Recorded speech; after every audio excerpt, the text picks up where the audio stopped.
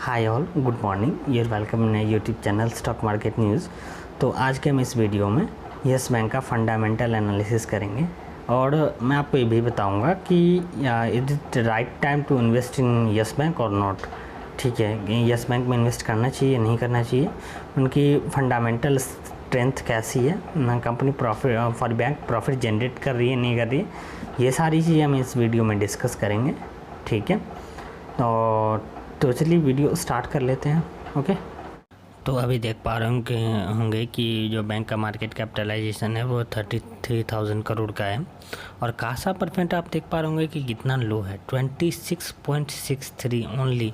ठीक है, अब आपको मैं बताऊँ तो कासा क्या होता है। कासा क्या होता है? करेंट अकाउंट और सेविंग अकाउंट। तो अब ये इम्पोर्टेंट क्यों होता है कि करेंट अकाउंट और सेविंग अकाउंट पे बैंकों को बहुत कम इंटरेस्ट देना होता है। ठीक है, तो जिस बैंक का जितना ज़्यादा कासा होता है हम उस बैंक को उतना ज़्यादा अच्छा मानते हैं, क्योंकि कंपनी को उतने कम इंटरेस्ट पे पैसा मिल जाता है। मान के चलिए कि किसी कंपनी के पास 200 रुपये है, ठीक है, तो उसमें से कासा के थ्रू यस बैंक के पास ओनली 52 रुपीज़ है। ठीक है, विच इज़ वेरी लेस। आप अदर बैंकों के कंपैरिजन करोगे, यस बैंक करोगे, सॉरी HDFC बैंक करोगे, ICICI बैंक करोगे, तो वहाँ पे ना कासा परसेंटेज ना बहुत हाई होता है। ओके, चलिए अभी और पैरामीटर्स देख लेते हैं। CER आप देख पा रहे होंगे कि कितना कम है, ओनली 8.5%। मुझे लगता है कि ओनली 2-3 बैंक ऐसे होंगे, तो वो भी नहीं होंगी जिनका कैपिटल एडिक्वेसी रेशियो 8.5% का होगा। अब क्या है कि कैपिटल एडिक्वेसी रेशियो क्या होता है कि किसी बैंक के पास ऑलरेडी कितना फंड है, ऑलरेडी कितना पड़ा हुआ है, जिसे हम कैपिटल एडिक्वेसी रेशियो कहते हैं, तो वो बहुत ही कम है यस बैंक के टर्म्स में। आप अगर देखना चाहेंगे देख लीजिए किसी भी अदर बैंक के टर्म्स से कि उसका कैपिटल एडिक्वेसी रेशियो कितना है।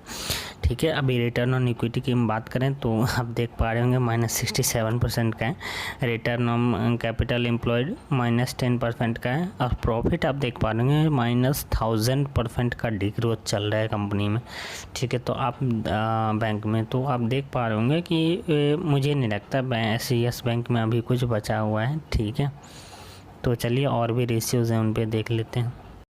आप रिटर्न ऑन इक्विटी की बात करें तो ये ईयर बाय ईयर घटता ही जा रहा है। ठीक है, पास्ट 5 ईयर में 0.96% था, पास्ट 3 ईयर में 14.44%, तो पास्ट 1 ईयर में 67.52% का है। इसके बाद मैं बताऊँ नेट NPA क्या होता है, नॉन पेएबल एसेट्स। ठीक है, मतलब कि कंपनी जो भी लोन्स बांटती है उसमें से कितना रुपये वापस नहीं आ पाता है, उसे हम कहते हैं NPA की मैं अगर बात करूं तो NPA भी डे बाय डे बढ़ता ही जा रहा है। पास्ट 5 ईयर में 1.73% था, पास्ट 3 ईयर में 2.51% था, और दिस ईयर ये 5.03% का हो गया है। इसके बाद हम अगर बात करें नेट इंटरेस्ट मार्जिन की, तो यहाँ पे एक मुझे पॉजिटिव साइन लगता है कि पास्ट 5 ईयर में 2.84% था, 1 ईयर में 2.8 था, और फॉर 3 ईयर में 2.8% था, और 1 ईयर में 3.04% था। तो बस एक ही रेशियोज़ है जहाँ पे मुझे क्वाइट हल्का सा ना लग रहा है कि जो बैंक ने इम्प्रूव करी है वो नेट इंटरेस्ट मार्जिन ही है। ओके, चलिए अभी आगे के रेशियो पे बात कर लेते हैं। चलिए अभी हम एडवांस ग्रोथ की अगर बात कर लूँ तो ये -29.0% का होता है। एडवांस ग्रोथ क्या होता है, मतलब ग्रोथ समझ लीजिए बैंक कैसे करती है, लोन बांट के अपना ग्रोथ करती है। अब लोन तो बांट सकती है, लेकिन लोन इनको ऐसे ही लोगों को देना है जहाँ पे इनका NPA ना बढ़े। तो अभी ग्रोथ तो निगेटिव में ही दिख रहा है। ग्रोथ कैसे बढ़ेगा? ग्रोथ बढ़ेगा, कैपिटल एडिक्वेसी रेशियो जितना ज़्यादा रहेगा, मतलब बैंकों के पास जितना ज़्यादा पैसे रहेंगे एडवांस में, उससे उतना ही स्पीड से ना ग्रोथ बढ़ सकता है। लेकिन यस बैंक के पास तो कैपिटल एडिक्वेसी रेशियो ही नहीं है, 8.5% का है, तो इसीलिए ग्रोथ का भी कोई चांसेस मुझे नहीं लगता है अभी तो। इसके बाद में कॉस्ट ऑफ लायबिलिटीज़ की बात कर लूँ तो जो कॉस्ट ऑफ लायबिलिटी क्या होता है कि टोटल जो बैंक लोन दे रखे हैं, ठीक है, उन लोनों को लेने में कितने बैंक को कितना कॉस्ट आता है, ठीक है, या फिर एक एवरेज आप इंटरेस्ट कह लो, तो वो 8.79% का, जो कि बहुत हाई है। ठीक है, आप अदर बैंक्स का कंपेयर कर सकते हैं, तो अदर बैंक्स के टर्म में ना ये बहुत कम होता है।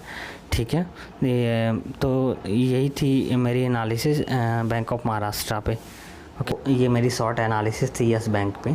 ठीक है, अब आप मुझे देख के बताएंगे कि वीडियो आपको कैसा लगा। वीडियो अच्छा लगा हो तो चैनल को सब्सक्राइब कर दीजिएगा। और इस अपने चैनल में ही मैंने कुछ दिन पहले बैंक ऑफ महाराष्ट्र का भी एनालिसिस किया है, तो आप अगर वो भी देखना चाहेंगे तो वो भी देख सकते हैं। बहुत अच्छा बैंक है महाराष्ट्र, इन्वेस्टमेंट का सही टाइम कह सकते हैं हम। लेकिन मुझे यस बैंक में ना कोई अभी स्ट्रेंथ नहीं लग रहा है कि मैं आपको बताऊं कि आप इन्वेस्ट करो। ठीक है, आपको कैसा लगा आप मुझे कमेंट सेक्शन में बताइए। तो thank you so much for watching the video. Bye bye, take care of yourself, your further family. Bye.